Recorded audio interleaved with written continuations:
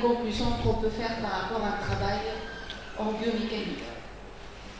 Donc, l'intitulé de ce travail, c'est l'influence de l'offset fémoral sur le comportement mécanique des prothèses totales de hanches. Donc, c'est une étude par une hémophilie. Alors, Mehdi, c'est lui, là, ça c'est durant la première journée de notre association. J'espère que vous serez présents la prochaine fois pour les futures journées de l'association tunisienne de biomécanique. D'accord. Alors, l'introduction, c'est pour la problématique, c'est que tout ce qui est prothèse totale de la hanche, ce qu'on appelle communément PTH, c'est l'intervention du siècle. C'est-à-dire que pratiquement, en fin des personnes âgées, pratiquement il y a un grand pourcentage de personnes âgées qui vont avoir en fait une intervention pour tout ce qui est prothèse de la hanche. Alors, le but de cet implant, c'est de redonner une hanche stable, mobile et indolore, évidemment. Donc, l'intervention chirurgicale fréquente dans la pratique des chirurgiens orthopédistes.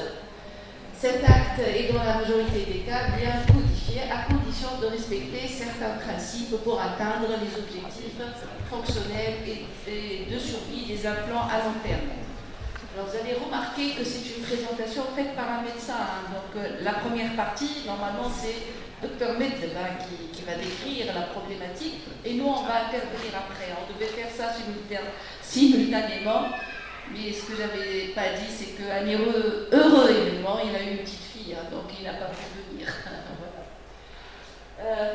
Donc il m'avait en fait prêté une vidéo pour vous expliquer tout ceci.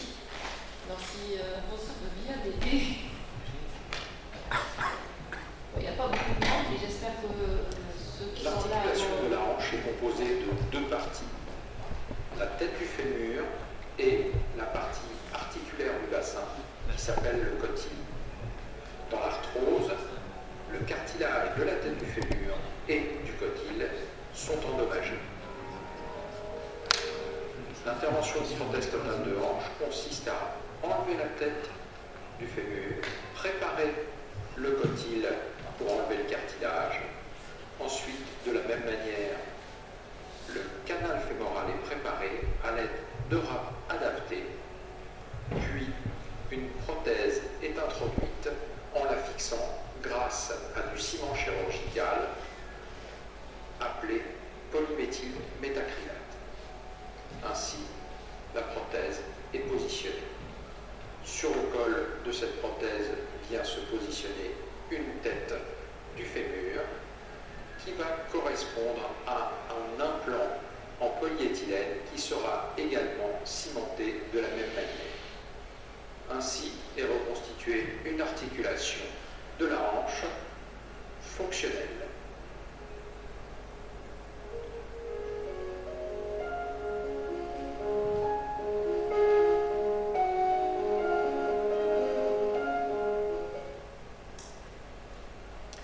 L'articulation de la hanche est composée. Donc voilà. Donc comme vous l'avez compris, la problématique c'est comment poser d'une manière optimale une prothèse totale de la hanche. Évidemment, il y a plusieurs paramètres dans cette petite étude que je vais présenter aujourd'hui. On va regarder juste un paramètre, ce qu'ils appellent communément, enfin les chirurgiens, l'offset fémoral. C'est, je vais essayer, voilà, ça marche. Au fait, c'est cette distance. On va pouvoir varier. C'est la question que j'ai posée au fait aux chirurgiens. Quelle est la première question que vous posez quand vous allez poser une prothèse totale de la hanche? Bon, ils ont tous répondu que la première chose, c'est qu'ils ont des calques sur lesquels ils vont travailler. Ils vont mesurer cette distance qu'on appelle l'offset fémoral. Alors j'avais encore posé une autre question, comment faire varier peut-être ce paramètre? C'est le côté ingénieur, hein. On va essayer de les aider et de voir l'influence. Donc il m'avait répondu qu'on devrait peut-être essayer de diminuer, d'augmenter cette offset, cette distance, hein, d'accord, de 5 mm. Donc c'est ce qu'on va essayer de faire dans cette étude, sachant que la valeur moyenne de cette distance, elle se situe entre 41 et 44 mm. Donc la définition de l'offset, en fait, médicalement, c'est le déport fémoral, la distance séparant donc le centre de rotation de la hanche de la ligne d'action des muscles abducteurs.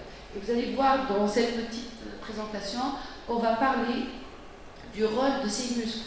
Parce que quand on fait une opération, le but c'est de restaurer une fonction, mais aussi le confort du patient, c'est-à-dire qu'il doit retrouver toute son agilité, donc les muscles devraient travailler comme auparavant, avant la pose de la BTH. Voilà, donc ça c'est une diapo qui montre un peu plus clair, d'une manière plus claire, cette distance. Donc, en premier lieu, on va changer la valeur de cet offset et à chaque fois, donc, on va la diminuer, l'augmenter. Et vous allez voir que ça a une influence sur les différentes parties de cette prothèse. Voilà. Alors, ça c'est la partie préparée par Dr Medel. Vous allez voir que eux, quand ils font de la recherche, c'est une multitude d'articles et d'observations. D'accord ? Donc, les articles qu'il nous a préparés ont montré une corrélation entre l'offset fémoral et l'efficacité des muscles abducteurs. D'accord ? Donc, ce qui est noté là en jaune, je vais mettre mes lunettes. Donc, ça, dans le premier article, Effect of Femoral Offset and Lymph Line, le premier à gauche, la conclusion, c'est l'influence of hip abductor muscles. Et le deuxième, c'est l'impact of the femoral head position on moment arm, parce qu'il mesure le moment, in total hip arthroplasty. Donc, parametric final element study, ça ressemble un petit peu à notre étude. Et là, ils vont voir l'influence de cet offset fémoral. Là, j'ai mis une petite image pour vous montrer ce que c'est que le rôle de ces muscles. C'est faire la balance par rapport au pivot, d'accord ? Donc contrebalancer n'importe quel effort. Voilà. Donc la deuxième série que vous avez préparée pour nous, c'était donc l'article Reduction in Offset Associated with Worse Functional Outcomes Following Total Hip Arthroplasty. En fait, cet article, c'est des critères en fait, que les médecins adoptent pour savoir si leur opération a réussi ou pas. C'est des critères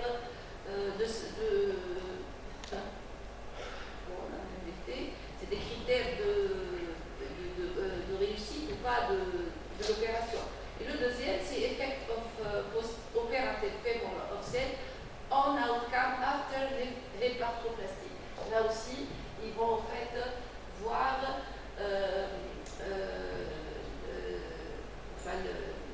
la qualité de cette pose sur le quotidien du patient. Voilà, donc ça c'est les articles que Dr Medel nous avait préparés. Donc là on va rentrer dans la partie engineering et on va donc décrire l'influence de cet offset fémoral sur mesure du polyéthylène, la tête que j'ai montrée. La tête que j'ai montrée tout à l'heure de la prothèse, l'usure. Donc il y a beaucoup d'études à faire là-dessus, pour tout ce qui est polymère. J'ai vu qu'il y avait quelques travaux qui ont été faits tout à l'heure sur les différents types d'implants qu'on pourrait faire, l'usure. Il y a beaucoup de choses à faire au niveau des implants médicaux. C'est énorme comme champ de travail et de recherche pour nous, les biomécaniciens, bien sûr. Donc, dans ce travail, on va utiliser évidemment la méthode des éléments finis pour analyser et comparer la distribution des contraintes. Et là, on revient dans notre domaine, c'est-à-dire l'analyse par éléments finis, le calcul des contraintes sur la tige fémorale, le ciment et l'os. Après, changement de ce paramètre. Voilà, donc là, on avait fait la modélisation. Je ne sais pas si c'est... Là, c'est le fémur qu'on avait reconstruit. Et puis, ça, c'est une prothèse qui nous a été donnée hein, par l'Institut orthopédique Grassat, qu'on avait au fait redessiné pour l'implanter ensuite numériquement sur, le fémur, qu'on va supposer fracturer, bien sûr. Voilà. Et alors, quand on fait un calcul par élément fini, évidemment, il faut spécifier les propriétés matériaux. Donc, c'est ce qu'on a fait pour la tige, l'os cortical, l'os spongieux, c'est ce qui est à l'intérieur du fémur. Et le ciment, évidemment, le ciment, c'est dans la vidéo, ils en ont parlé, c'est ce qui permet de fixer la partie inférieure de la PTH, mais aussi la tête. D'accord, c'est un ciment spécifique pour ce type d'opération. Voilà. Alors ça, c'est donc les conditions limites. Bien sûr, on va fixer le bas du fémur et on a imposé ici un chargement statique qui va représenter le poids d'une personne de 70 kg. Évidemment, pour j'ai un invité, hein, pour reprendre en fait, pour avoir les valeurs exactes, évidemment qui correspondent à 70 kg, on s'est référé à des travaux antérieurs où les alors je crois qu'elle est bloquée là, elle est sortie.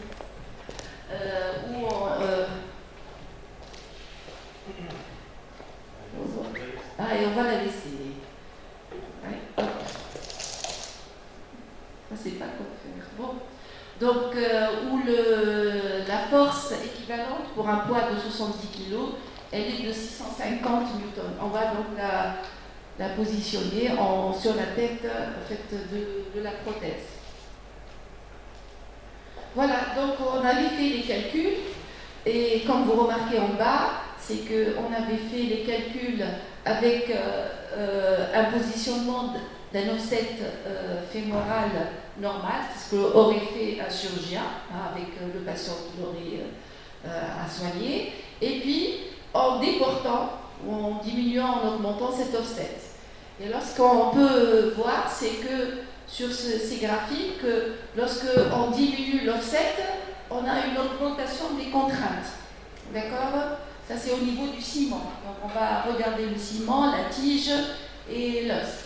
Donc, et j'ai partitionné dorénavant mes diapos en deux parties. Ça, c'est ingénieur, c'est notre partie. L'autre partie, c'est le médecin, ce qu'il aurait dit. Donc, pour eux, la diminution de l'offset fémoral risque de provoquer un décèlement prématuré de la prothèse. Et ils ont souvent des cas où les patients reviennent avec des problèmes de décèlement. Donc, c'est-à-dire diminuer peut-être juste pour changer cet offset pourrait au fait induire un grand problème. Donc, ce calcul préopératoire pourrait les aider dans leur choix. Hein. C'est ce qu'on fait, on essaye de faire en réalité, c'est essayer de les aider dans la prise de décision qu'ils ont à faire durant leur opération. Donc là, il nous a mis aussi un travail fait par Zahiri, qui a comparé 15 PTH décédés après un recul moyen de 8 ans à 15 PTH avec un bon résultat après un recul moyen de 23 ans. Il a retrouvé que l'offset fémoral était diminué de 1,4 mm pour les PTH décédés. Donc dès qu'on diminue même de 1,4, on va avoir un problème. Donc nous, on est parti vers les valeurs extrêmes, en fait. Hein. Mais on pourrait faire des calculs intermédiaires si on nous avait demandé. C'est juste un petit un travail préliminaire. Vous allez voir la suite de ce travail après. Voilà, donc ça c'est la corrélation entre les deux. Voilà, ensuite, toujours partie ingénieur, partie médecin. Là, c'est les calculs des contraintes maximales de misère, ça c'est ce qu'on fait, pour cette fois-ci, pour l'os cortical. D'accord? C'est là où ils disent qu'il y a souvent un problème. Donc là, par contre, on n'a pas une grande variété au niveau des contraintes. Par contre, au niveau de la localisation, on remarque que les contraintes les plus élevées sont au niveau du col et sont la cause de rupture d'un plan à ce niveau. D'accord? Donc, dès qu'il y a une concentration de contraintes au niveau du col, on va avoir une défaillance au niveau de la prothèse par fatigue, c'est-à-dire au fil des temps. On parle de 10 à 15 ans après. On peut les retraits. Et là, donc, ça c'est les différents cas que le Dr Med nous a préparés. Donc la radiographie post-opératoire, ça c'est ce qu'il y a là, c'est la rupture de l'implant au niveau du col. Et la dernière, c'est la radiographie après reprise. Ils ont dû reprendre l'opération de la pose de la PTH. Alors, probablement, vous le savez tous, les chirurgiens n'aiment pas du tout reprendre la pose d'un implant, peu importe lequel, que ce soit dans n'importe quelle partie du corps. C'est toujours problématique pour eux. Donc ils essayent évidemment de faire le maximum pour que ça dure toute une vie, mais des fois ça ne marche pas. Il faut conclure. Je vais conclure, d'accord. Voilà, j'ai presque fini. Ça c'est juste au niveau de la tige. Donc quelques contraintes. Et quand on augmente par contre là, la contrainte diminue. Et aussi la partie préparée par Dr Med, qui ont montré que l'usure des implants augmente en cas de non-restitution de l'ossette fémorale. Et voilà. Donc les résultats, là c'est juste comparé, c'est pour dire que c'est au niveau de la PTH qu'on va avoir la grande différence. C'est elle qui va casser, probablement, si on fait cette variation d'ossette. Voilà, et puis là, c'est pour discuter de l'apport de la méthode des éléments finis, tout ce qui est biomécanique, c'est-à-dire qu'on pourrait évidemment les aider à prendre des décisions et à optimiser leurs calculs. Voilà, et donc la diminution de l'ossette peut causer un décèlement, c'est ce qu'on a dit tout à l'heure, et la restauration favorise un résultat durable de la PTH en évitant les reprises précoces dont j'ai parlé et qui ne souhaitent pas. Alors juste pour vous dire que la continuité de ce travail, on l'a déjà faite, c'est ce que le professeur Ben Saïd, tout à l'heure, il en a parlé. Au fait, maintenant, la chirurgie ou le travail des biomécaniciens, c'est de faire du spécifique pour chaque patient. Donc on avait commencé, d'accord, avec des patients, avec des images CT scan, et on avait repositionné des PTH pour comparer le travail avec ceux des chirurgiens. Et bon, ça sera, j'espère, l'objet d'une autre publication. Voilà, j'ai terminé. Merci. Merci beaucoup. Donc, pour cette fois-ci, je vais tolérer juste une seule question.